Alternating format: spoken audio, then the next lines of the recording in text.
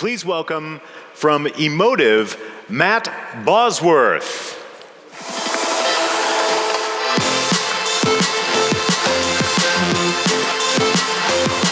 Hey, man. Very good, thank you. Thank you. Hi, I'm Matt, and I like tracking data. I have a ring here, tracks my heart rate, my sleep. I have a phone, like most of you, tracks who I talk to and how many steps I've taken, probably a few other things I'm not entirely comfortable with. I have a computer on my bicycle. It tracks my velocity, it tracks my heart rate. Perfect. Where I've been, where I'm going. I even have an internet-connected scale. It tracks my weight over time. Sorry. So, I bet I'm not the only one. I'm not the only one out here that's a data tracking nerd. But I bet that I track something that the rest of you don't. You see, I work for Emotive, and we make software, we make tools that track your brain. Now, Emotive are pioneers, having released the first wireless EEG headset in 2009. We are market leaders in building software to interpret the tiny impulses in your brain. The tiny impulses that make your heart beat, make your lungs breathe, and that decide what you're having for lunch. So when I was a kid, I loved Star Trek, space, the final frontier. Well, I gotta tell you, I think that Captain Kirk was wrong. You see, I don't think that space is the final frontier. I think the final frontier is actually between your ears. So the team at Emotive, the team at Emotive is experts in driving the development of software towards understanding the difference between the human brain and the human mind. All right, so the technology is new, but it has a long history. In the 1800s, the first electrical signals in the brains of mammals were discovered. In 1924, the first EEG, the electroencephalograph, was invented. Since then, this device has been used, and this technology has been used to study epilepsy, to study motor disorders, sleep disorders, and it's also been used in cognitive psychology, in neuroscience, other brain-related sciences. In 2009, Emotive released the very first wireless BCI, brain-computer interface. And since then, we've released 3 other headsets. We've released a full suite of software for recording and analyzing, visualizing brain data, as well as mental commands, and and of course, a software development kit and an API and a mobile app. And we're not alone.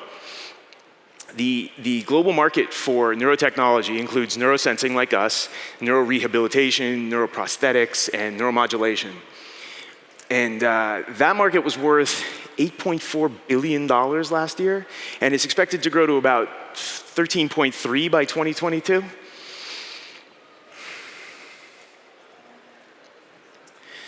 Right, so advances in the understanding and utilization of neurological data are really being driven by democratization. Cheaper, faster hardware gets these devices into the hands of more people in more situations and more environments. So for most of its history, EEG was studied in a medical context where EEG was studied. It was also bound to expensive and immobile machines that required specialized operators. The patients undergo scalp abrasion, which is super uncomfortable, as well as sticky goo to make the electrodes placed well. A similar quality of data is now available from a device that is wireless. It's easy to use, it's portable, it's inexpensive, and the data are easy to capture and they're easy to analyze, relatively.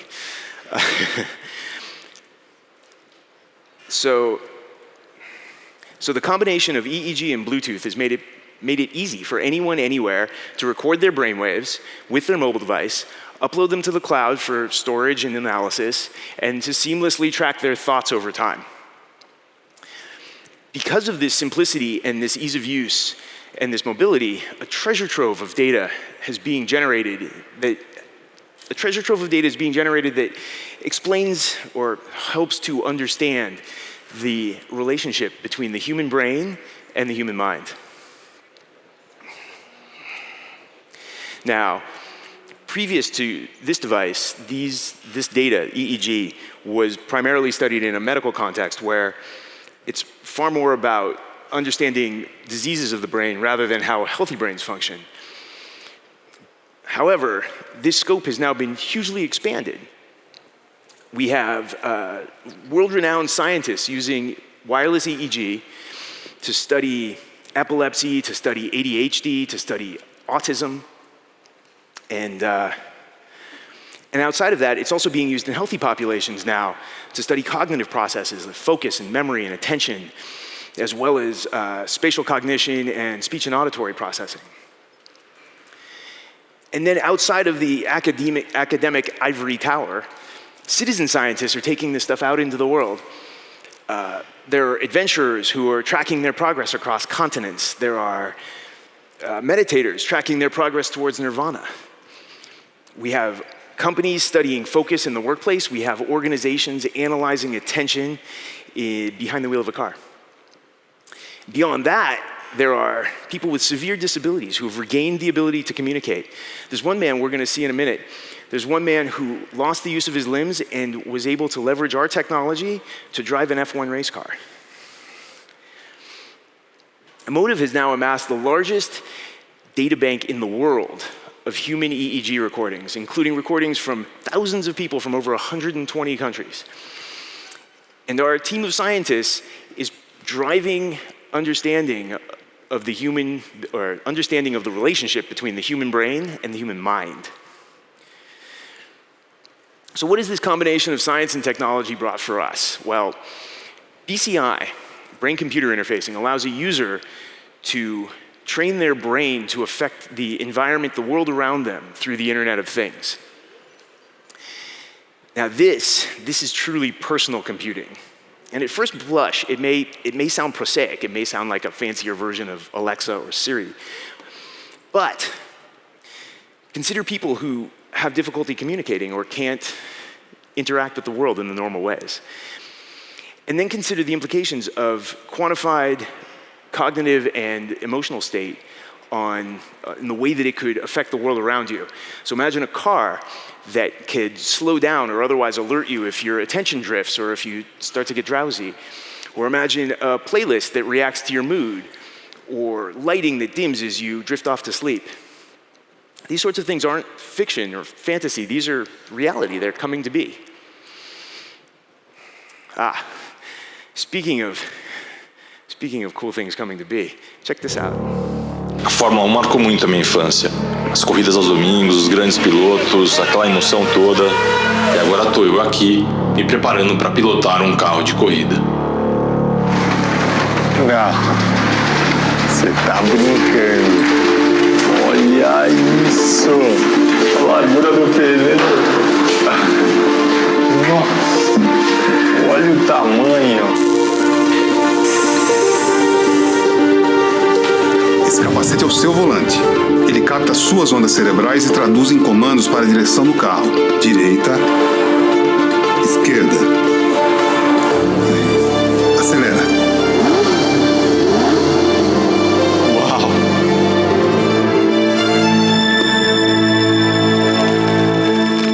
Você está pronto, Rodrigo?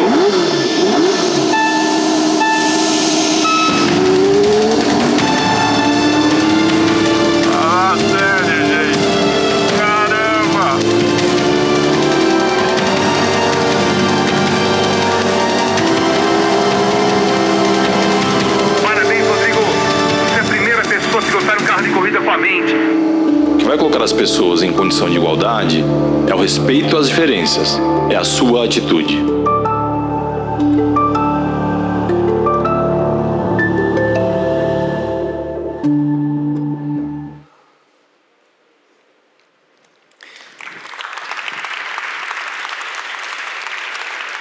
It's pretty amazing stuff, right? Now, they say that a demo is worth 1,000 slides. So I'm going to try and get this headset connected to this laptop quickly.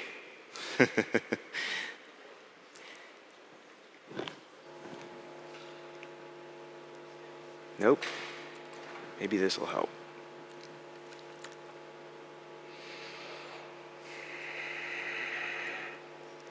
It worked backstage. Come on.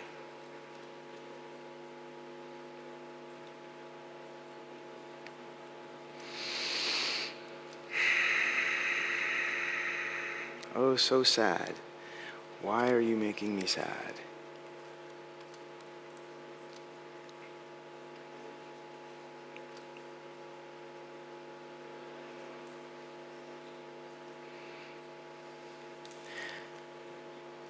It's funny, the product has been on the market for 10 years. You would think that we could get it to connect on stage. But no, the demo gods are not with me today, so there will be no demonstration. Womp womp. So sad. That's okay. I still have plenty to say. Oh, you see, just when you give up. Now, I would like to invite our brave volunteer up here to share his thoughts. Here he comes.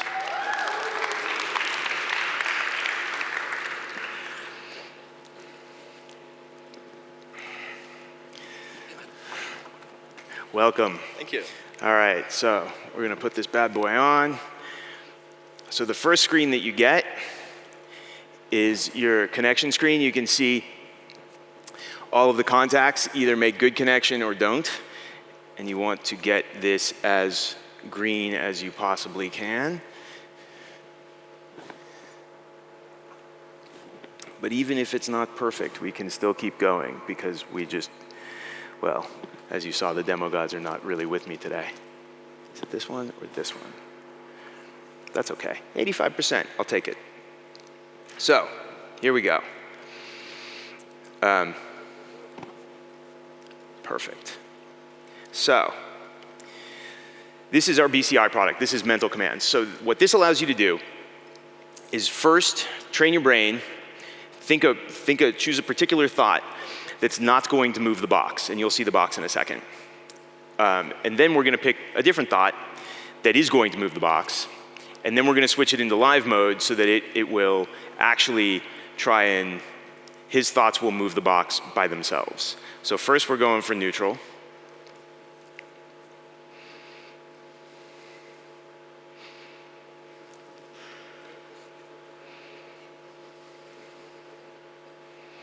All right, that's one training. And here you can see this dot. This dot represents the distance between the various thoughts. So the neutral thought is always at dead center bottom. Now you're gonna think a different thought for push.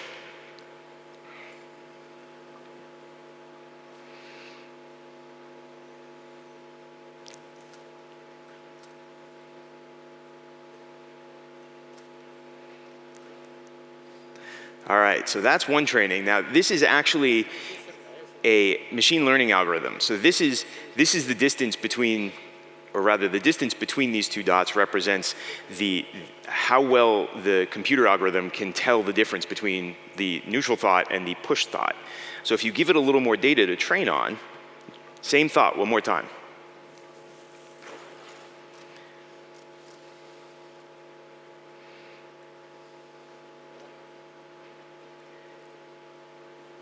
All right. And now you can see there's a distinct difference between the neutral thought and the push thought. So now is the real demo. Sorry to do this to you in front of everybody. So see if you can make the box stay in one place. Nice. Now see if you can push it away from you. Very good. Very good. So this is the exact same set of machine learning models that were used in the video. And this is our BCI product. All right, push it away one more time. One more time. Ah, there it is. I see the force is strong in this one. Thank you. Thank you very much.